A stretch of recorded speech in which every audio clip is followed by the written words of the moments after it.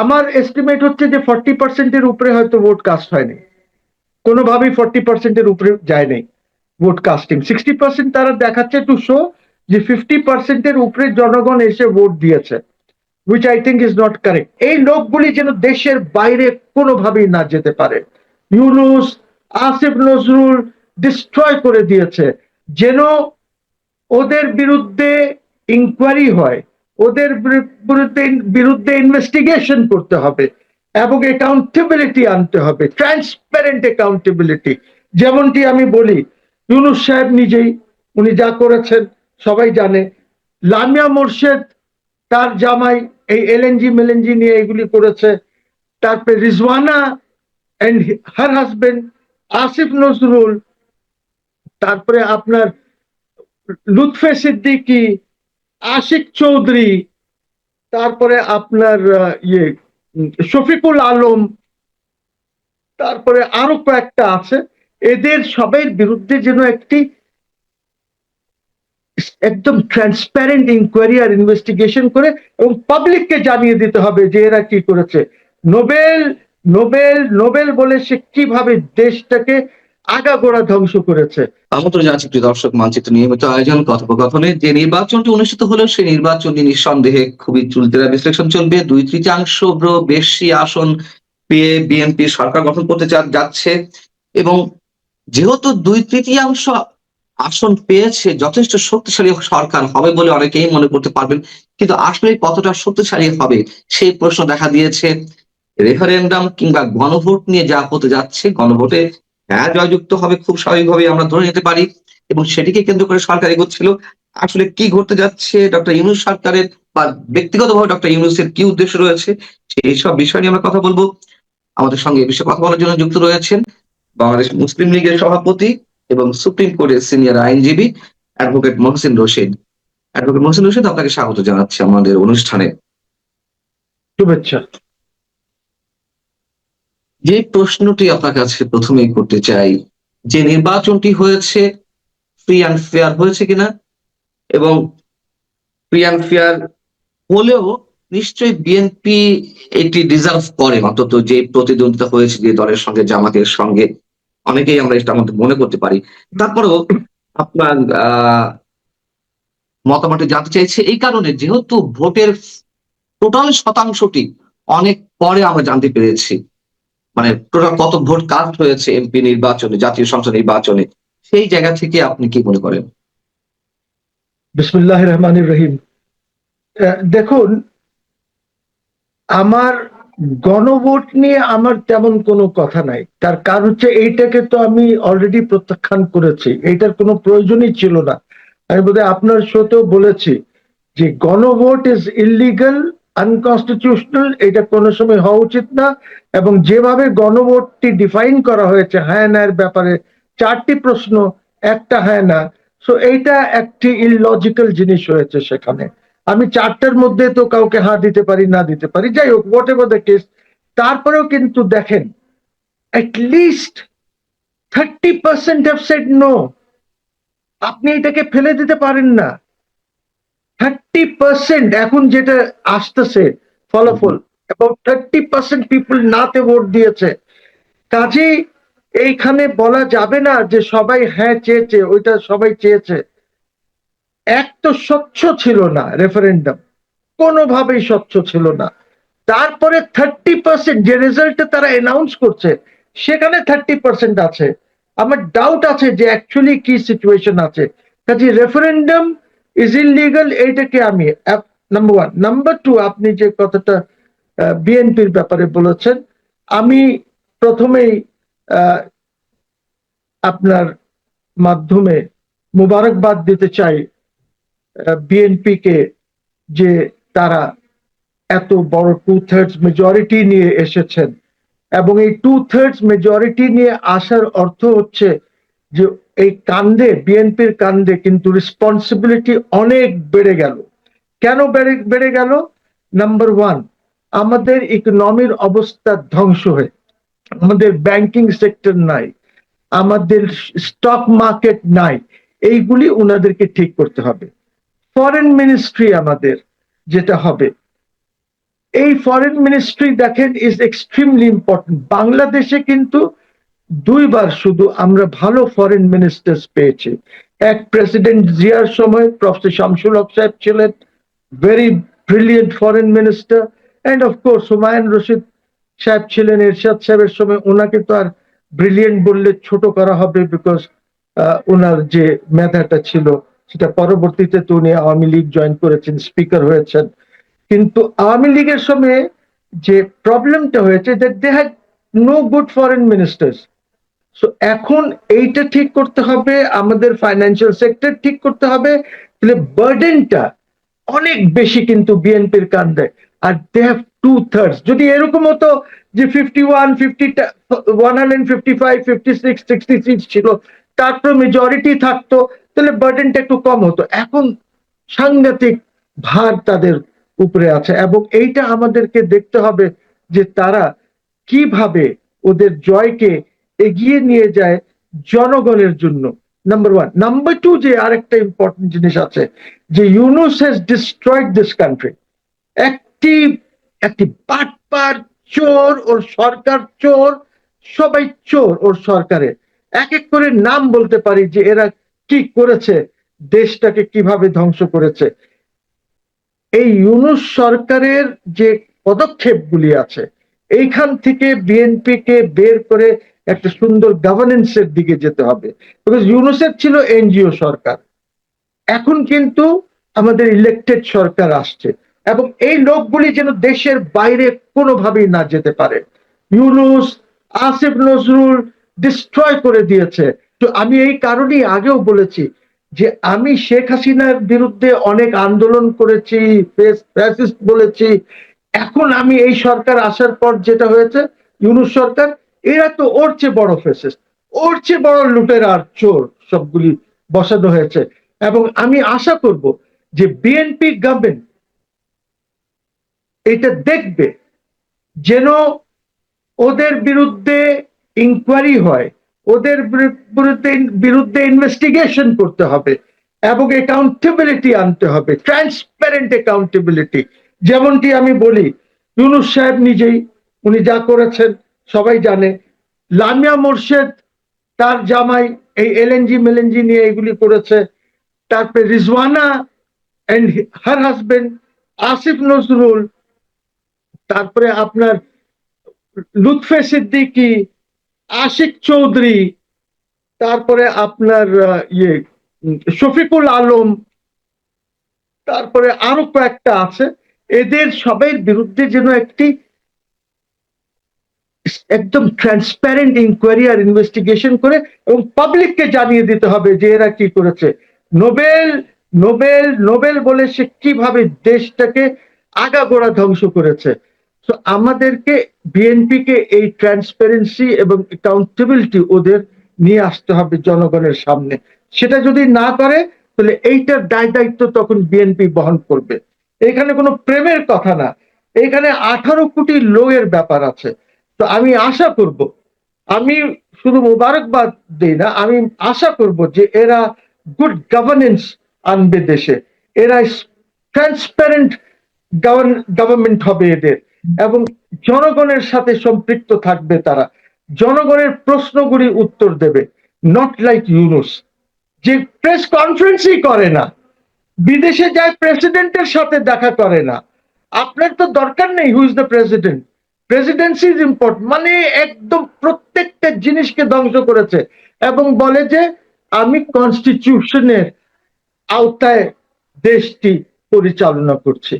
তো আমাদেরকে এইসব জিনিসগুলি এখন দেখতে হবে। এখন তো পিপলস গভর্নমেন্ট, এখন তো আর ইন্টারিম না যে কোনো ছেলেরা ওই যে এনসিপি ওরা এনে বসিয়ে দিয়েছে। So we have to be very careful, এবং আমাদের অনেক আশা ভরসা আছে যে ঐক্য আসবে দেশে, এবং যে বড় গোষ্ঠীটাকে বাইরে রাখা হয়েছে ওদেরকেও এইটার মধ্যে মেইন স্ট্রিমে নিয়ে আসতে হবে, যেন আমরা আগের দিনে আরো ভালো ভোট করতে পারি। আরেকটা জিনিস বলবো এখানে, যে ভোট ভালো হয়েছে, স্পন্টেনিয়াস হয়েছে, কিন্তু কেন হয়েছে? হয়েছে এই কারণে, because army was very active with magisterial powers. আমাদের সিকিউরিটি এজেন্সিস গুলি কোনো ধানাই ফানাই করতে পারে নাই। ব্যালট বক্সে দু এক জায়গায় নিয়ে পালাতে চেষ্টা করেছে, তারা ধরেছে, but that does not mean যে একদম খুব সুষ্ঠু ভাবে নির্বাচন নো। অনেক কিছু তো চ্যালেঞ্জ গুলিতে আসে নাই। আমরা যেগুলি ফোনে বা এইভাবে খবর পাচ্ছিলাম, অনেক জায়গায় অনেক ঝামেলা ও হয়েছে, বাট নানদালেস নির্বাচন হয়েছে, আমরা মুক্তি পেয়েছি এই ইউনুস ফ্যাসিস্টের থেকে, এই চোরের থেকে, এই চোরের দলের থেকে আমরা মুক্তি পেয়েছি। এই জন্য আল্লাহর অনেক শুকরিয়া। আপনি বলছিলেন যে এর আগে বেশ কয়েকবার বলেছেন যে ডিপ স্টেটের সিদ্ধান্ত অনুযায়ী বা তাদের নির্ধারিত ফলই ঘোষণা করা হবে নির্বাচনের মাধ্যমে। সেই সেই ডিপ স্টেটের ডিজাইন কি আসলে বাস্তবায়ন হয়েছে? যেহেতু রেফারেন্ডামের বিষয়ে অনেক ধরনের কথাবার্তা হচ্ছে গণভোট নিয়ে, এবং এই গণভোটে রেফারেন্ডাম মানে যে হ্যাঁ যদি জয়যুক্ত হয় তাহলে বিএনপি যে 2/3 আসন নিয়ে জয়লাভ করলো একটা শক্তিমান সরকার হিসেবে, তারা তাদের চলার পথে কতটা বাধাযুক্ত হবে, অথবা ডক্টর মোহাম্মদ ইউনূসেরও কোন ধরনের কোন ডিজাইন রয়েছে কিনা, পরিকল্পনা আরো আরো অনেক ধরনের পরিকল্পনা রয়েছে কিনা? এখন দেখেন, আমি ডিপ স্টেটের কথা যখন বলেছিলাম তখন আমরা সবাই এত শিওর ছিলাম না যে ইলেকশনে স্পন্টেনিয়াসলি লোকজন আসবে।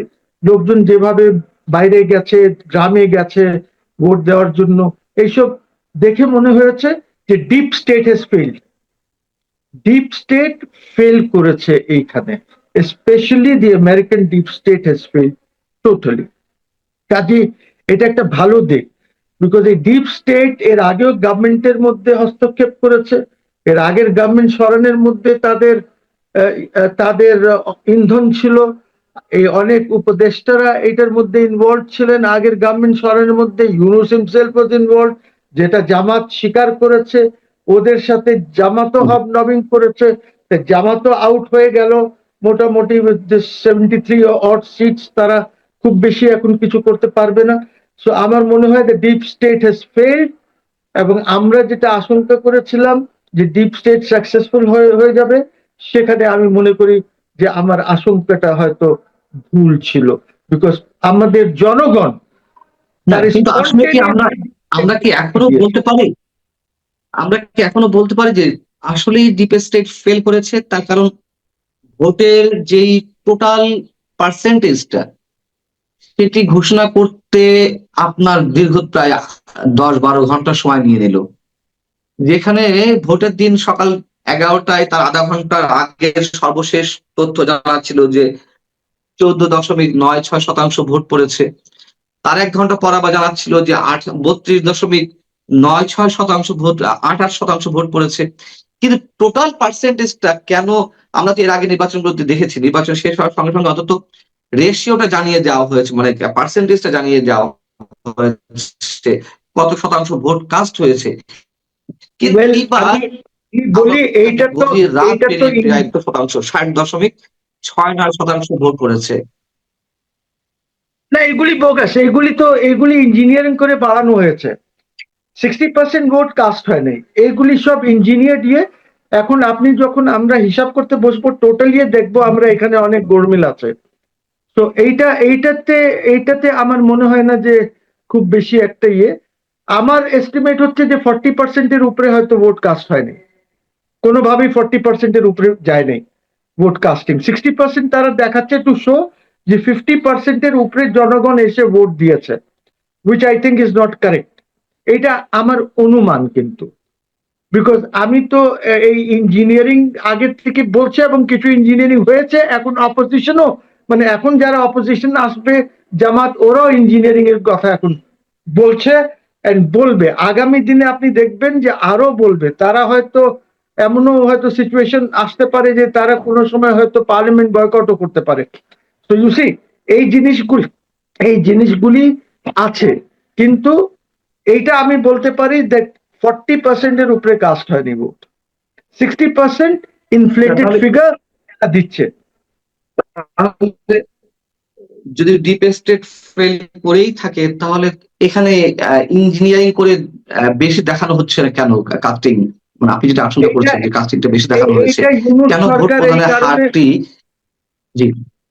রাইট, ইউনূস সরকার এই কারণে বা ইলেকশন কমিশন এই কারণে দেখানোর চেষ্টা করছে যে অন্যবারে যখন আমাদের 60% রিচ করে না, কম হয়, বা হাসিনার সময় কম হয়েছে বা হোয়াট এভার, ওইটাকে তারা নকশাত করার জন্য বলছে যে 60% কাস্ট হয়েছে, এবং আওয়ামী লীগার্সরা হাসিনার কথা শুনে নাই, তারা এসে ভোট দিয়েছে। এই তো কিছু লোক তো ভোট দেবেই, আমি আওয়ামী লীগের হলেও দেবে, সবাই তো আর বয়কট ওইভাবে করবে না। এবং আমরা দেখেছি অনেকেই আবার জয়েনও করেছে, বিএনপি টিএনপি জয়েনও করেছে, খুব কম, খুব কম, যেটা টোটালি ইনসিগনিফিকেন্ট, যেটা হয়তো 0.01 বা এরকম পার্সেন্ট হবে যারা শিফট করেছে লয়্যালটিস তাদের। So let's not worry about this. এইটা কোনো ব্যাপার একটু না। কথা বলতে চাই, যদিও না, আমি বলছি যে গণভোটে হ্যাঁ দেখানোর মাধ্যমে, হ্যাঁ জয়যুক্ত করার মাধ্যমে ইউনূস সরকারের পেছনের এজেন্ডাটা কি, এবং সেটি যদি হয়, হ্যাঁ জয়যুক্ত হলে সরকারকে কি ধরনের বিপাকে পড়া লাগতে পারে, বিএনপি দেখেন, সরকারকে? দ্য কাইন্ড অফ মেজরিটি যেটা বিএনপির কাছে আছে, তারা বাধ্য না এই রেফারেন্ডামটা মানতে। ওরা তাদের মতন রিফর্মস আনবে, তাদের মতন কনস্টিটিউশনাল রিফর্মস আনবে, ওরা বাধ্য না, বিকজ ওরা তো অনেকগুলিতে ডিসেন্ট দিয়েছে, যেটা ইউনূস সরকার যখন ওটাকে ফাইনালি কম্পাইল করেছে, ওই ডিসেন্ট গুলি সব বাদ দিয়ে দিয়েছে। জামাতেরও কিছু ডিসেন্ট ছিল, সব বাদ। So this is now irrelevant with this 2/3 majority. এখন এইটা টোটালি ইররেলিভেন্ট হয়ে গেছে। গণ গণ ভোট যেটা বা রেফারেন্ডাম যেটা, এইটা নিয়ে আর আমি কিছু চিন্তা করছি না, বিকজ আমার মনে হয় না যে এটার কোনো রেলিভেন্স আছে। এইটা করতে চেয়েছিল ডিপ স্টেট, কিন্তু দিস ইজ ফেইল্ড। 30% কম না তো রেফারেন্ডামে, নো ভোট, যেখানে নো শব্দটা মানুষ বলতে পারছিল না। না, কাউন্ট হবে না। না, না ভোটটা, না ভোটটা 30% হোক আর 40% হোক, সেটা তো আর কাউন্ট আসছে না, কাউন্টিং আসছে না। 1% বেশি হলেও সেই হ্যাঁ ভোটে জয়যুক্ত হচ্ছে, তাই না? সেখানে তো 70-75% দেখানো হবে। এখন বিষয়টা হচ্ছে যে, আপনি শুনতে পাচ্ছেন আমাকে? জি জি, শুনছি এখন। জি, মাঝখানে ব্রেক হচ্ছে। শুনতে পাচ্ছেন? জি, এখন শুনছি। জি, শুনছি। আমার প্রশ্ন হচ্ছে যে, 30% হলেও সেটা তো কাউন্ট হবে না, কাউন্ট হবে যেটা বেশি হবে হ্যাঁ পক্ষে, সেটাই তো দেখানো হবে যে হ্যাঁ জয়যুক্ত হচ্ছে। এবং তাহলে সেক্ষেত্রে তো সংস্কার প্রক্রিয়া যেতে হবে, এবং সেই সংস্কার প্রক্রিয়ায় যে প্রেসিডেন্টের ক্ষমতা বাড়ানো হচ্ছে বা আরো অন্যান্য যে ইস্যু আছে, সেই জায়গা থেকে পেছনে কোনো ডিজাইন ইউনূস সরকারের আছে কিনা, এই মুহূর্তে যে সরকারটি আছে, অথবা ব্যক্তিগতভাবে ইউনূস সাহেবেরা আছে কিনা, যে তিনি এটা অন্যভাবে ইউজ করার চেষ্টা করছেন? আমার মনে হয় যে আহ, এখন আর ইউনূস সরকারের কোন ধরনের ডিজাইন কাজ করবে না, কোন ধরনের ডিজাইন কাজ করবে না। They have been thrown in the dustbin by the people. যদি এইটা এমন রেশিও হতো যে 150 160, ওদিকে আছে 145, তাহলে তারা হয়তো কিছু গেম খেলতে পারতো। এখন কোনো ধরনের সম্ভাবনা নাই কোনো গেম করার। আর আমি যে জিনিসটা বলছি, হ্যাঁ জয়যুক্ত হয়েছে, 70% পেয়েছে, তাতে কি? 1/3 মতন তো নাতে আছে। তার মানে জনগণ এইটাকে, আর ওর মধ্যে তো স্টাফিং আছে, ব্যালটে লিখে স্টাফ করেছে তারা, এইগুলি ঢুকিয়েছে, বিকজ তারা মনে করেছিল যে হয়তো বিএনপি, তারেক সাহেব বলেছেন হাতে দিতে, কিন্তু তারপরেও মেজরিটি বিএনপি দেবে না, হাতে নাতে দেবে। এই জিনিসের এই ভয়ের জন্য তারা হ্যাকে স্টাফিং করেছে, পেপার ইঞ্জিনিয়ারিং করেছে, ঢুকিয়েছে ইসের না, মধ্যে। যেভাবেই হোক ফলাফলে ফলাফলে তো আর ওইসব চিত্র আমরা পাবো না যে কতটা স্ট্যাপিং হয়েছে, কতটা ইঞ্জিনিয়ারিং হয়েছে। ফলাফল দেখা হবে হ্যাঁ জয়যুক্ত হয়েছে। এই হ্যাঁ জয়যুক্তের মাধ্যমে এখন আপনি বলছেন যেহেতু বিএনপি মেজরিটি পেয়েছে এবং নিরঙ্কুশ সংখ্যাগরিষ্ঠতা বা 2/3, এতে সমস্যা হবে না। কিন্তু এটা তো একটা বাধ্যবাধকতা চলে আসছে, রেফারেন্ডাম তো পাস হয়ে যাচ্ছে, এবং সেটা অটোমেটিক্যালি 180 দিনের মধ্যে সংস্কার প্রক্রিয়া সম্পন্ন করতে হবে। এদিক থেকে কি আর কোন ধরনের আশঙ্কা আছে যে বিএনপি সরকার না, আসলে শক্তিশালী হয়ে এইটা নিজস্ব এই চিন্তাধারা নিয়ে এইটার এগোতে কোনো পারবে না? ম্যান্ডেট না। This is not a mandate. এইটা কনস্টিটিউশনে নাই। তারা একটা আইন করেছে, অর্ডিন্যান্স। ওই ordinance will be placed in parliament. এই অর্ডিন্যান্সটাকে তো তারা নাও পাস করতে পারে। আপনি যখন ফার্স্ট সিটিং এ প্লেস করবেন, তো এই রেফারেন্ডামের অর্ডিন্যান্স তো রিজেক্ট হয়ে যেতে পারে বাই 2/3 মেজরিটি। এই জন্য আমি এইটার কোনো সিগনিফিকেন্সই দেখছি না। It is a document. যে ডকুমেন্টটা সামনে থাকবে, ওইখান থেকে যদি কিছু ভালো জিনিস আসে বা ওর মধ্যে কিছু চেঞ্জেস করে তারা যদি কিছু করতে চায় করবে। এটা না, absolutely up to the people. আমি এই রেফারেন্ডামকে এক মুহূর্তের জন্য লেজিটিমেসি দিতে রাজি না। হোয়াট এভার দ্য রেজাল্ট, এটা যদি 100%ও হতে হয়, তারপরে আমি লেজিটিমেসি দিতে রাজি না। বিকজ 2/3 মেজরিটি নিয়ে তারা এসেছে, এবং এই 2/3 মেজরিটি নিয়ে তারা কনস্টিটিউশন এমেন্ড করতে পারে। এইটা এখন আমাদের ওই ইলিনয়ের প্রফেসরের কথা আর ওদের এই অনৈক্য বা ঐক্য কমিশনের কথায় কাজ চলবে না। এখন পিপল হ্যাভ স্পোকেন। এখন ঐক্য হবে দেশের মধ্যে। যাদেরকে বাইরে রাখা হয়েছে তারা ইনশাল্লাহ এখন একটা ঐক্যর মাধ্যমে দেশ পরিচালিত হবে। হয়তো আগামী ইলেকশনে যারা বাইরে আছে আজকে, তারা হয়তো ইলেকশনে পার্টিসিপেট করবে। দেখি না কি হয়, দেখি না। আমি আশাবাদী যে তাহলে আপনি referendum will have no influence on the government,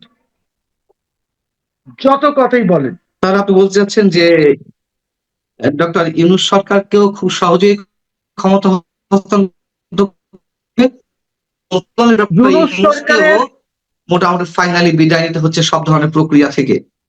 Yunus সরকারের কোন ধরনের স্পেস নাই এখন। কোন ধরনের কনস্পিরেসি করার সুযোগ নাই। উনার যা কনস্পিরেসি করার ছিল, উনি লন্ডনে পিআর ফার্মের মাধ্যমে উনি কনস্পিরেসি করেছেন আগের গভর্নমেন্টের বিরুদ্ধে।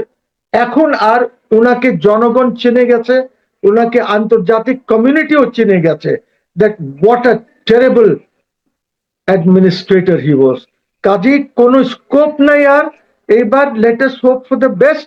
আশা করি এই সরকার এই দেশ আর জাতিকে গুড গভর্নেন্স দেবে, এবং যে ধরনের প্রয়োজন কনস্টিটিউশনে এমেন্ডমেন্ট, ওই এমেন্ডমেন্টস গুলি তারা হয়তো করবে ইনশাল্লাহ, এবং এটার মধ্যে একটি ব্যালেন্স আনার চেষ্টা করবে এই কনস্টিটিউশনে।